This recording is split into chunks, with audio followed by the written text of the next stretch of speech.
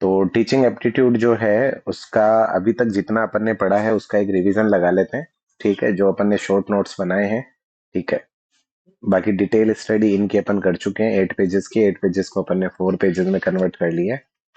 So teaching क्या है? Teaching teach word से बना है जिसका मीनिंग होता है पढ़ाना। और ये एक डायनेमिक प्रोसेस है, ये एक इंटरेक्टिव प्रोसेस है। डायनेमिक मैंने बताया था, हमेशा इसमें चेंजेस आते रहेंगे।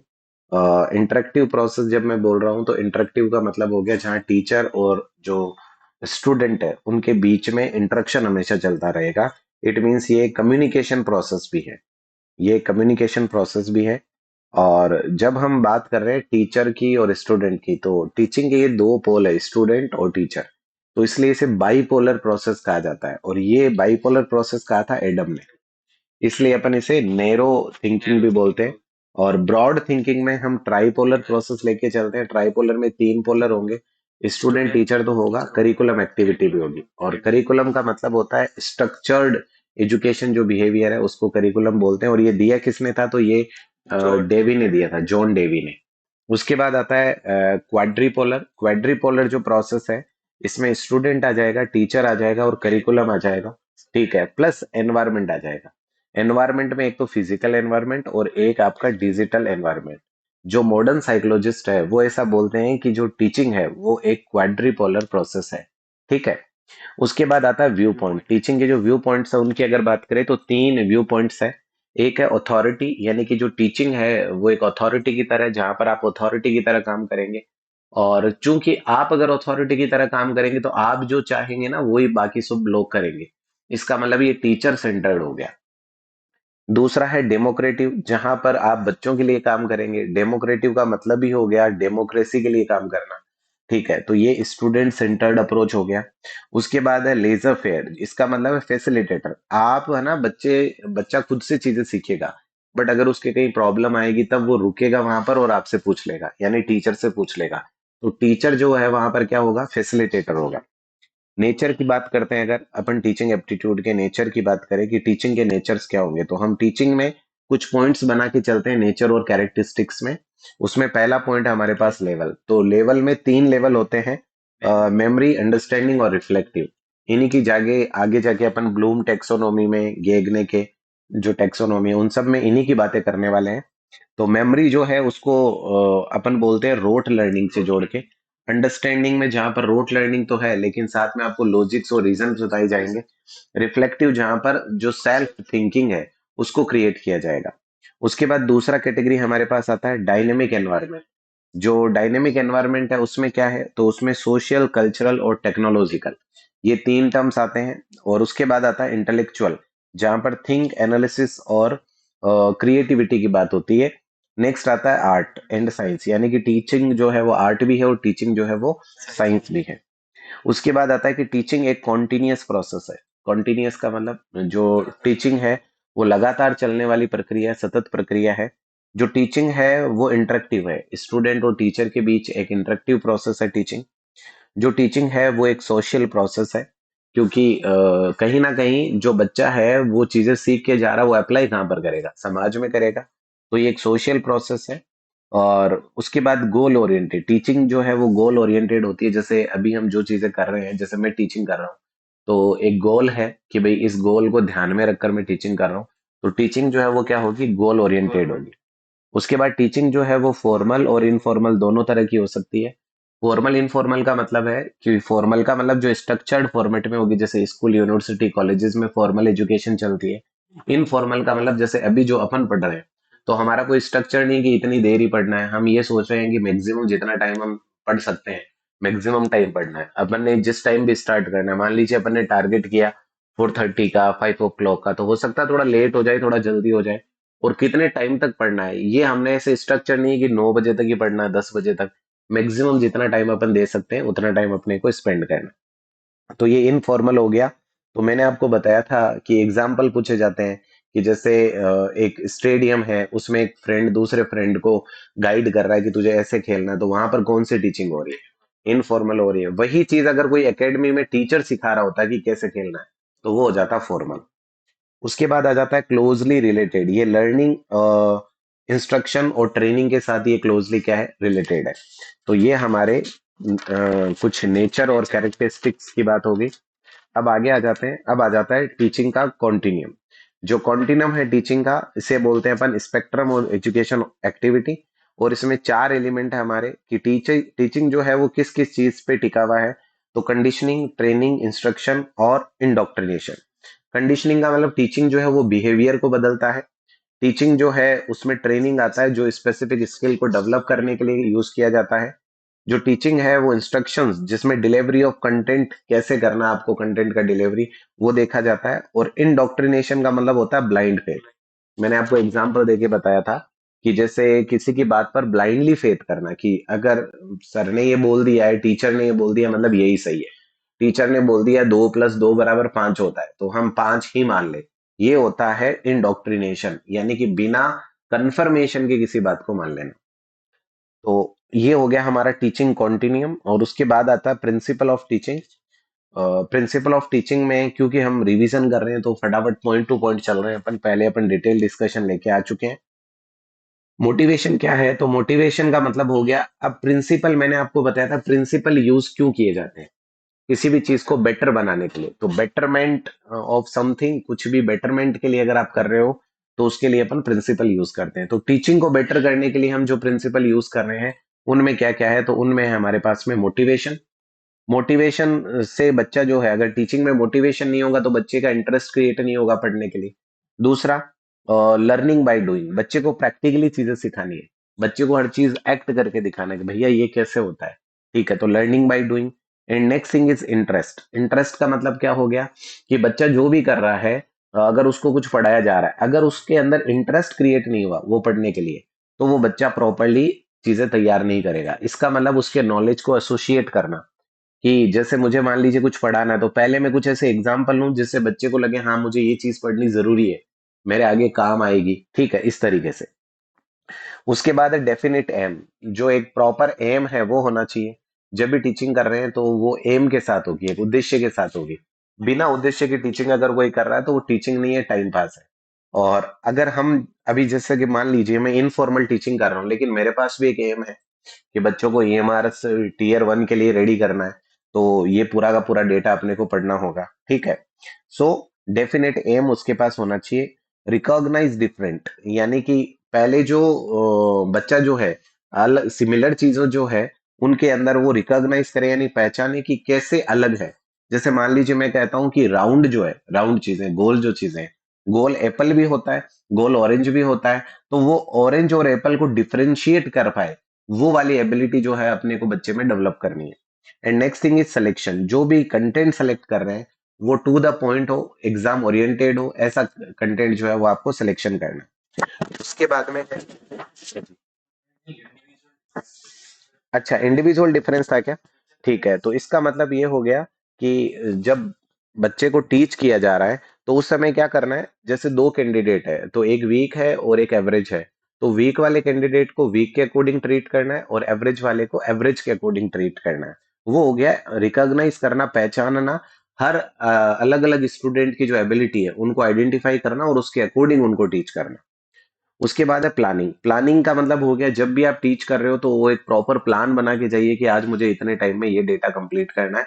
जैसे हम प्लानिंग करते हैं कि भाई हमें आज फुल डे जो है टीचिंग एप्टीट्यूड पढ़ना है, ठीक है, कल फुल डे आईसीटी पढ़ेंगे। इस तरह से हमने जब ये प्लानिंग की तो उसको बोलते हैं कि टीचिंग से पहले क्या करना, प्लानिंग करना। उसके बाद आ गया डिवीजन। डिवीजन का मतलब जो भी कॉम्प्लेक्स टॉपिक है उनको इजी बनाने के लिए क्या करेंगे, छोटे छोटे टुकड़ों में बांट देंगे तो वो क्या हो जाएंगे, इजी बन जाएंगे। तो डिवीजन का मतलब हो गया कॉम्प्लेक्स टॉपिक को छोटे छोटे टुकड़ों में डिवाइड करना। रिवीजन, जैसे ही हमारा कोई कंटेंट कंप्लीट हो जाता है, जैसे कि अभी हमारा जो, अभी हम क्या कर रहे हैं, अभी हम रिवीजन कर रहे हैं, ये टॉपिक अपन पढ़ चुके हैं। ठीक है, वापिस अपन रिवीजन सेशन कंडक्ट कर रहे हैं कि एक बार के लिए पूरा रिकॉल हो जाए। उसके बाद है क्रिएशन एंड रिक्रिएशन। टीचर पहले एक बार चीजें क्रिएट करके दिखाएगा और बच्चे को बोलेगा कि आप रिक्रिएट करिए इसको। उससे बच्चे का एंगेजमेंट जो है वो बढ़ेगा, क्रिएटिविटी वाली थिंकिंग जो है वो डेवलप होगी। उसके बाद है डेमोक्रेटिक डीलिंग। जो बच्चा है जब सारी चीजें सीखेगा तो उसको सोशल लेवल पर डील कैसे करना है, वो टीचिंग के थ्रू उसको सिखाया जा सकता है कि कैसे वो सोशल लेवल पर चीजें डील करेगा, यानी कि उसके अंदर कॉन्फिडेंस को बिल्ड करना। जब कॉन्फिडेंस बिल्ड हो जाएगा तो वो कैसे लोगों के साथ डील करेगा वो चीजें सीख जाएगा। तो ये प्रिंसिपल हो गए। प्रिंसिपल के बाद हमने चार शब्द देखे थे, ट्रेनिंग, कोचिंग, टीचिंग और मेंटरिंग। ठीक है। तो ट्रेनिंग क्या होता है? ट्रेनिंग होता है किसी स्पेसिफिक स्किल को डेवलप करने के लिए ट्रेनिंग होती है। कोचिंग क्या है? तो परफॉर्मेंस इंप्रूवमेंट के लिए कोचिंग है। और टीचिंग क्या है? तो नॉलेज एक्विजिशन के लिए टीचिंग है। और मेंटरिंग जो है वो क्या है? ओवरऑल जो कैपेबिलिटीज है उनको डेवलप करना। हर तरह की जो एबिलिटी है उसको डेवलप करने के लिए मेंटर होता है। जो ट्रेनिंग होती है वो शॉर्ट टर्म के लिए होती है, शॉर्ट टाइम के लिए होती है। वहीं पर जो कोचिंग है वो शॉर्ट से मीडियम टाइम के लिए हो सकती है। जो टीचिंग है वो लॉन्ग टर्म के लिए होती है। और जो मॉनिटरिंग है, जो मेंटरिंग है, वो लॉन्ग टाइम के लिए होती है, क्योंकि ये लाइफ लॉन्ग जर्नी के लिए यूज किया जाता है। उसके बाद में जो ट्रेनिंग है उसकी अगर बात करें तो ये बताता है हाउ टू। ठीक है। और जबकि कोचिंग बताता है टास्क परफॉर्मेंस के लिए। ठीक है। टीचिंग जो है वो फॉर्मल एजुकेशन को रिप्रेजेंट करता है, जबकि जो मेंटरिंग है वो आपकी विजडम को डेवलप करता है, एबिलिटी को डेवलप करता है। ये मेजर रोल थे। अब जो ट्रेनिंग है उसमें अपन ये बोल सकते हैं कि एक डायरेक्ट जो इंस्ट्रक्टर है वो काम करेगा। जो कि आपके कोचिंग है उसमें क्या हो जाएगा? फैसिलिटेटर हो जाएगा, कोच हो जाएगा। ठीक है। और जो आपका टीचिंग है उसमें टीचर या एजुकेटर। और जो आपका मेंटरिंग है उसमें आपके गाइड हो जाएगा या एडवाइजर हो जाएगा। ठीक है। इसके बाद में आता है टीचिंग ऑब्जेक्टिव। टीचिंग ऑब्जेक्टिव में हमारे पास चार ऑब्जेक्टिव है। एक तो एटीट्यूड को डेवलप करना। ठीक है। एक बिहेवियर और कंडक्ट को डेवलप करना। एक्विजिशन ऑफ नॉलेज यानी नॉलेज को ग्रहण करने की क्षमताएं डेवलप करना। और उसके साथ में आ जाता है हमारे पास में इम्प्रूव लर्निंग स्किल। जो लर्निंग स्किल है उसको क्या करना? इम्प्रूव करना। चलिए जी। इसके बाद में फिर आगे चलते हैं। नेक्स्ट आता है लर्निंग ऑब्जेक्टिव। लर्निंग ऑब्जेक्टिव जो है उसमें मैंने कहा पहले अपन पढ़ लेते हैं 3H। महात्मा गांधी ने दिया था 3H, हेड, हर्ट और हैंड। इसी के आधार पर बनाई गई है ब्लूम टेक्सोनोमी। जो ब्लूम टेक्सोनोमी है उसमें हेड को कहा गया कॉग्निटिव डोमेन, हर्ट को कहा गया अफेक्टिव डोमेन, हैंड को कहा गया साइकोमोटर डोमेन। ठीक है। अब यहाँ पर जो कॉग्निटिव डोमेन है जो ब्लूम ने दिया था उसकी ट्रिक हमने बनाई थी KCRC। के का मतलब है सबसे पहले इस स्टेप में आएगा नॉलेज, फिर आएगा कॉम्प्रेंशन, फिर आएगा एप्लीकेशन, फिर आएगा एनालिसिस, फिर आएगा सिंथेसिस और फिर आएगा इवेल्युएशन। अब जो एंडरसन है उसने 2001 में इसको क्या कर दिया? थोड़ा सा चेंज। पहली बात तो जितने भी टर्म्स थे उनको वर्ब में चेंज कर दिया। वर्ब में चेंज करने के बाद में जो लास्ट के ऊपर के टॉप टू स्टेप्स है उनको आपस में इंटरचेंज कर दिया। तो नॉलेज की जगह उसने कर दिया रिमेम्बरिंग, कॉम्प्रेंशन की जगह कर दिया अंडरस्टैंडिंग, एप्लीकेशन की जगह अप्लाइंग, एनालिसिस की जगह एनालाइजिंग, सिंथेसिस जो है उसको उसने सिंथेसिस से पहले इवेलुएट ले लिया। उसने ये कहा कि भैया कुछ भी नया नॉलेज क्रिएट करने के लिए पहले इवेलुएशन होगा फिर नया नॉलेज क्रिएट होगा। तो इवेलुएट और फिर आ गया आपके क्रिएटिंग। ये आ गया एंडरसन का जो मॉडल है उसके अकॉर्डिंग। उसके बाद आ जाता है हमारे पास कॉग्निटिव के बाद अफेक्टिव डोमेन, जिसे हर्ट बोलते हैं या इमोशन बेस्ड है।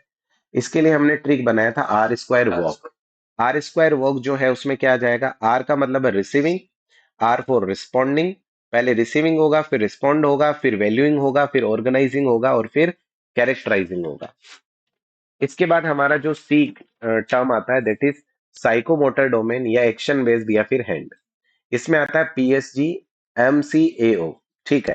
तो यहाँ पर सबसे पहले पी का मतलब क्या है? पी का मतलब परसेप्शन है, एस का मतलब सेट है, जी का मतलब गाइडेड रेस्पॉन्स है, एम का मतलब मैकेनिज्म है, सी का मतलब है कॉम्प्लेक्स ओवर्ट रेस्पॉन्स और ए मतलब एडेप्शन और ओ है ओरिजिनेशन। ठीक है। तो परसेप्शन तैयार होगा, फिर सेट होगा, फिर गाइडेड रेस्पॉन्स मिलेगा, फिर मैकेनिज्म तैयार होगा। तो ये हमने सारे टर्म्स जो है आराम से डिस्कस कर लिए थे। उसके बाद गेगने की हायरार्की आ जाती है और उसमें टोटल 8 लेवल्स बने हुए हैं। सबसे पहले सिग्नल लर्निंग, फिर स्टिमुलस रेस्पॉन्स लर्निंग, फिर चेनिंग, फिर वर्बल एसोसिएशन। ये सब पार्ट है आपके बिहेवियरल के। ठीक है। और उसके बाद आ जाता है आपके पास डिस्क्रिमिनेशन, कॉन्सेप्ट, रूल लर्निंग और प्रॉब्लम सॉल्विंग। ये आ जाते हैं आपके कॉग्निटिव लर्निंग। ये जो चार टर्म है ये किससे जुड़े जुड़े हुए हैं? आपके कॉग्निटिव लर्निंग से जुड़े हुए हैं। उसके बाद में आ जाते हैं इसके 9 इंस्ट्रक्शन। जो 9 इंस्ट्रक्शन है इसके उसमें सबसे पहले गेग ने बताता है कि कैसे आपको टीचिंग में स्टेप्स फॉलो करने होते हैं। पहला स्टेप है यहाँ पर अटेंशन को गेन करना है, गेनिंग अटेंशन। उसके बाद आपको क्या करना है, इनफॉर्मिंग जो आप लर्निंग ऑब्जेक्टिव्स है उनको आपको डिफाइन करना है, ठीक है, उनको उनके बारे में बताना है, ठीक है। उसके बाद में आ जाता है स्टिमुलस, जो आपकी जितने भी डेटाज है, ठीक है, प्रायर लर्निंग है, उसको रिकॉल करना है कि भैया कौन कौन सी प्रायर लर्निंग है जिसके बारे में ध्यान देना है। उसके बाद में ये बताना है कि जो प्रेजेंट स्टिमुलस है, यानी कि जो डेटा भी पढ़ाना है उसको प्रेजेंट करना है। प्रेजेंट करके उसके लिए प्रोवाइडिंग लर्निंग गाइडेंस, यानी कि गाइडेंस उसके लिए प्रोवाइड करना है, क्या क्या डेटा अपन पढ़ा रहे हैं। उसके बाद है इलिसिटिंग परफॉर्मेंस, यानी कि परफॉर्मेंस को चेक करना कि भाई जो डेटा मैंने पढ़ाया है बच्चे को, क्या वो उसको समझ में आ गया, क्या उसमें कोई दिक्कत है उसके, वो चीज चेक करना। देन है प्रोवाइडिंग फीडबैक, फिर फीडबैक प्रोवाइड करना, फिर उसका इवेल्युएशन करना, यानी कि एक्सेसनिंग परफॉर्मेंस, और परफॉर्मेंस चेक करने के बाद रिटेंशन को एनहेंस करना, और जो नॉलेज है उसको क्या करना, ट्रांसफर करना। तो ये 9 इंस्ट्रक्शंस आ जाते हैं। उसके बाद आ जाती है हमारी सोलो टेक्सोनॉमी। सोलो टेक्सोनॉमी को केविन बिग्स लेकर आए हैं। केविन बिग्स को साथ में जोड़ दिया अपन ने, ठीक है, दो नाम थे तो साथ में अटैच कर दिया अपन ने। और सोलो टेक्सोनॉमी का फुल फॉर्म क्या है, तो structure of observed learning outcomes, ये सीधा सीधा क्वेश्चन पूछा हुआ है फुल फॉर्म का। अब 5 लेवल इसमें सोलो टेक्सोनॉमी में बनाए गए। कौन कौन से लेवल बनाए गए हैं? Pre structure, uni structure, multi structure, relational और एक्सटेंडेड एब्स्ट्रैक्ट, ठीक है। तो ये यहां तक अपन ने अभी डेटा जो है वो कंप्लीट किया है, ठीक है। ओके, जितने भी बच्चे अभी इस सेशन को देख रहे हैं, ठीक है, कल से आप हमारे साथ लाइव जुड़िएगा, ठीक है। मॉर्निंग में 5 बजे से हम लाइव सेशन डेली कंडक्ट करने वाले हैं, और कॉन्टिन्यूसली सेशन चलने वाला है। सारी एक्टिविटी के साथ में हम चलने वाले हैं। इट मीन्स हम जो सेल्फ स्टडी कर रहे हैं उसी का हम टेलीकास्ट कर रहे हैं। तो सारे के सारे बच्चे, आपके सामने फाइल भी चलने वाला है, तो सारा डेटा जो हम पढ़ रहे हैं, वो डेटा जो है वो आपको साथ में चलने वाला है, यानी कि जो डेटा हम यहाँ पर शॉर्ट नोट्स बना रहे हैं उसका पीडीएफ आपको शो होने वाला है। तो आपको कंटेंट भी मिल जाएगा, और हमारी जो डिस्कशन है वो आपके साथ में लाइव चलेगी। तो आप लाइव एंजॉय करिएगा, हमें आपके कमेंट से कोई मतलब नहीं होगा। बट इंपॉर्टेंट थिंग इज कि अगर आपका कोई डाउट होगा कमेंट में, तो वो अगर आप मेंशन करेंगे तो शायद हम उस पे ऊपर गौर फरमाएं।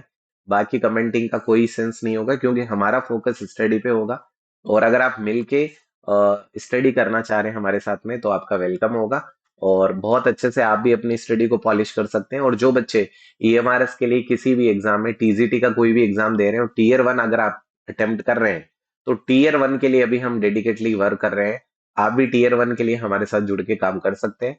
Thanks a lot.